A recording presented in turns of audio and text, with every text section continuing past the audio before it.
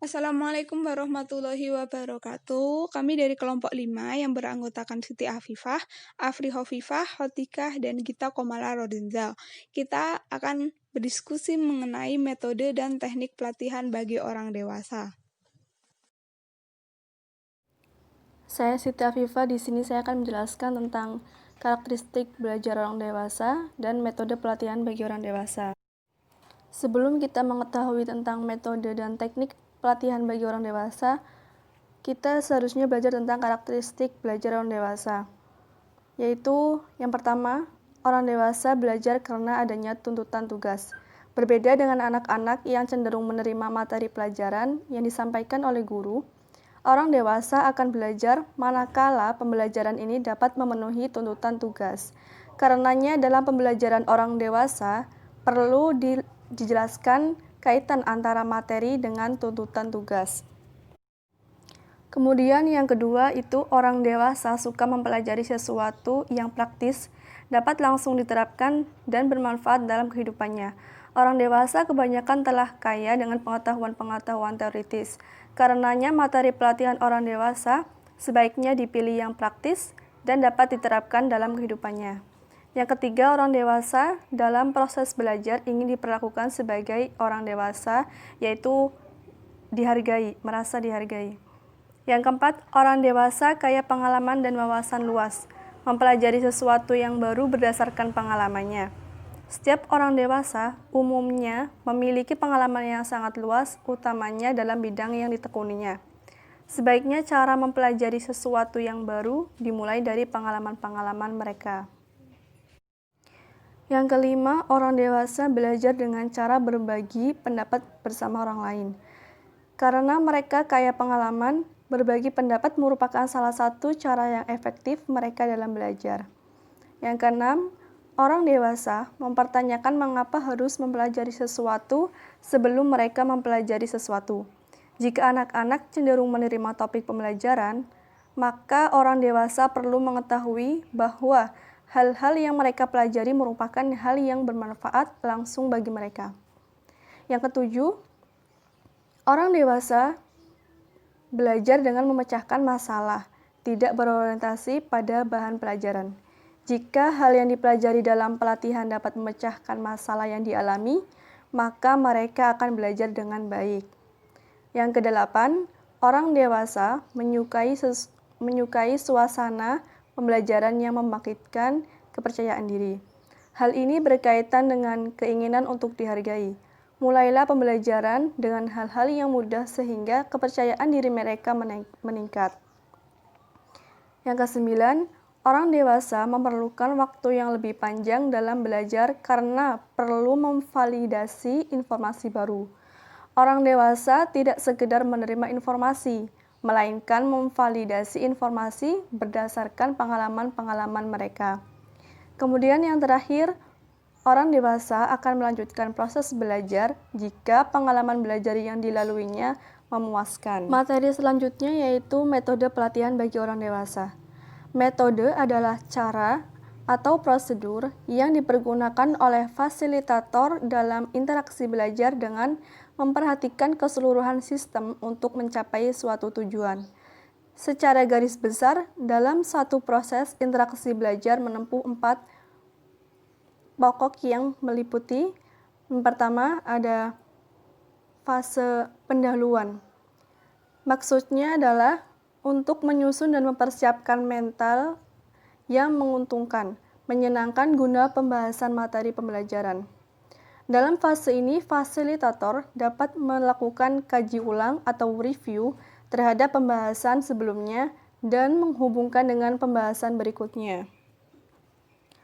Yang kedua adalah fase pembahasan.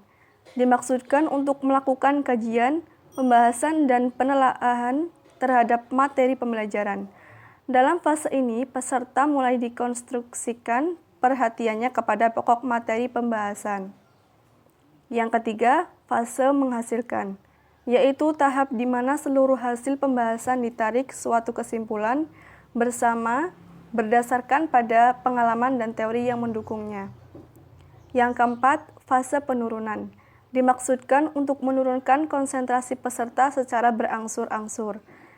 Ketegangan perhatian peserta pelatihan terhadap materi pelatihan perlu secara bertahap diturunkan untuk memberi isyarat bahwa proses pelatihan akan berakhir. Baik, selanjutnya ada macam-macam metode pelatihan. Yang pertama adalah metode diskusi. Metode diskusi adalah aktivitas pembelajaran yang pada penerapannya siswa akan diberi suatu problem yang bisa berbentuk pertanyaan atau fakta untuk dirundingkan bersama pada sebuah grup belajar. Model diskusi ini merupakan pengajaran yang berfokus pada cara belajar siswa untuk bisa memecahkan kasus dari sebuah masalah. Metode ini dilakukan oleh 2 atau lebih siswa yang paling berinteraksi. Yang kedua ada curah pendapat atau brainstorming, adalah suatu teknik kreativitas yang mengupayakan penyelesaian dari suatu masalah tertentu dengan mengumpulkan gagasan secara spontan dari anggota kelompok. Yang ketiga ada nominal group technique atau biasa disingkat NGT, adalah suatu metode untuk mencapai konsensus dalam suatu kelompok dengan cara mengumpulkan ide-ide dari setiap peserta, kemudian memberikan voting dan ranking terhadap ide-ide yang mereka pilih. Ide yang dipilih adalah yang paling banyak skornya. Yang terakhir ada metode kuliah atau ceramah. Suatu pembicaraan oleh suatu orang tanpa ada orang lain atau sedikit sekali orang yang terlibat. Metode pelatihan jenis ini merupakan metode pelatihan yang dilakukan di dalam ruang kelas. Kekuatannya adalah jumlah pesertanya besar, materi yang disampaikan berdasarkan konsep atau teori yang tujuannya memberikan pengetahuan pada tingkat tertentu, sedangkan kelemahan peserta menjadi bosan. Kuliah atau materi dapat hilang bila tidak dimengerti dan pengajar harus memberikan contoh yang relevan. Materi selanjutnya adalah prinsip pembelajaran orang dewasa. Pendidikan orang dewasa memiliki prinsip yang membedakannya dengan jenis pendidikan yang lain. Prinsip pendidikan orang dewasa tersebut dapat menciptakan suasana pembelajaran yang efektif dan efisien. Prinsip tersebut dapat dijelaskan sebagai berikut. Yang pertama, prinsip kemitraan. Prinsip kemitraan menjamin terjalinnya kemitraan di antara fasilitator dan peserta.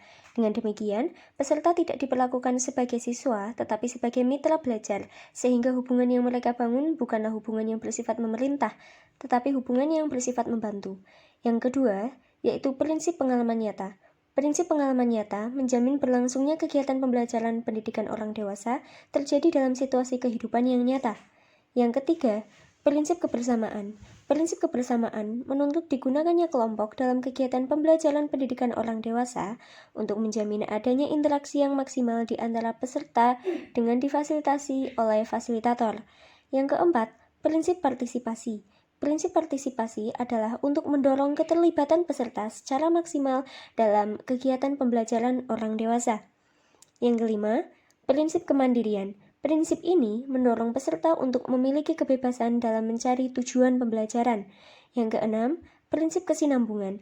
Prinsip kesinambungan menjamin adanya kesinambungan dari materi yang dipelajari sekarang dengan materi yang telah dipelajari di masa lalu dan materi yang akan dipelajari di waktu yang akan datang. Ketujuh, prinsip manfaat. Prinsip manfaat menjamin bahwa apa yang dipelajari dalam pendidikan orang dewasa adalah sesuai dengan kebutuhan yang dirasakan oleh peserta.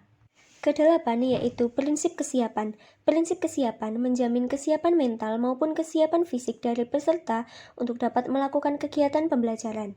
Yang kesembilan, prinsip lokalitas. Prinsip lokalitas menjamin adanya materi yang dipelajari bersifat spesifik lokal, yaitu menghasilkan kemampuan yang spesifik yang akan digunakan untuk memecahkan masalah peserta pada tempat mereka masing-masing. Sedangkan yang ke-10, prinsip keterpaduan, yaitu prinsip yang menjamin adanya integrasi atau keterpaduan materi pendidikan orang dewasa. Berikutnya yaitu strategi pembelajaran orang dewasa. Yang pertama, Pembelajaran yang praktis dan berpusat pada masalah. Salah satu karakteristik orang dewasa adalah orang dewasa belajar dengan memecahkan masalah, tidak berorientasi pada bahan pelajaran. Jika hal yang dipelajari dalam pelatihan dapat memecahkan masalah yang mereka alami, maka mereka akan belajar dengan baik. Yang kedua, orang dewasa menyukai pembelajaran yang mengintegrasikan informasi baru dengan pengalaman-pengalaman mereka. Dalam pembelajaran orang dewasa ada dua hal, yaitu proses penataan pengalaman atau penataan kembali dan proses perluasan pengalaman. Untuk itu, pembelajaran orang dewasa haruslah membantu mereka mengungkapkan pengalaman-pengalaman mereka untuk mempelajari hal-hal yang baru. Yang ketiga, orang dewasa menyukai pembelajaran yang meningkatkan harga diri mereka. Agar orang dewasa percaya diri, kita dapat memulai dengan hal-hal yang sederhana dengan tingkat kegagalan yang kecil. Selanjutnya, pembelajaran semakin meningkat seiring dengan kepercayaan diri mereka. Yang keempat, orang dewasa menyukai pembelajaran yang menunjukkan perhatian secara individual. Ajak mereka merencanakan target-target dan bantulah mencapai target tersebut.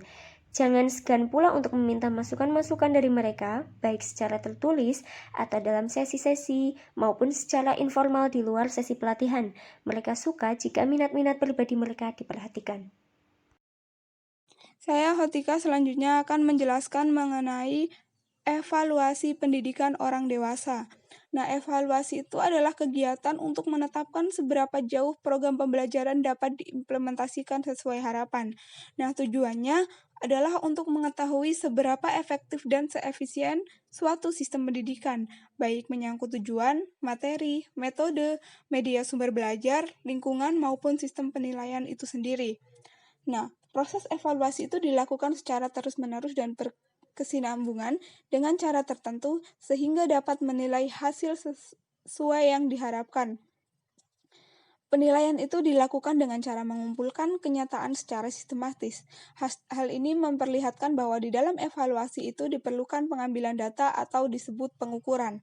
Nah, untuk melakukan evaluasi, tentu kita memerlukan sebuah teknik, metode, dan alat evaluasi, yang mana itu adalah prosedur yang ditempuh untuk memperoleh keterangan-keterangan atau data yang dipergunakan sebagai bahan untuk mengadakan penilaian.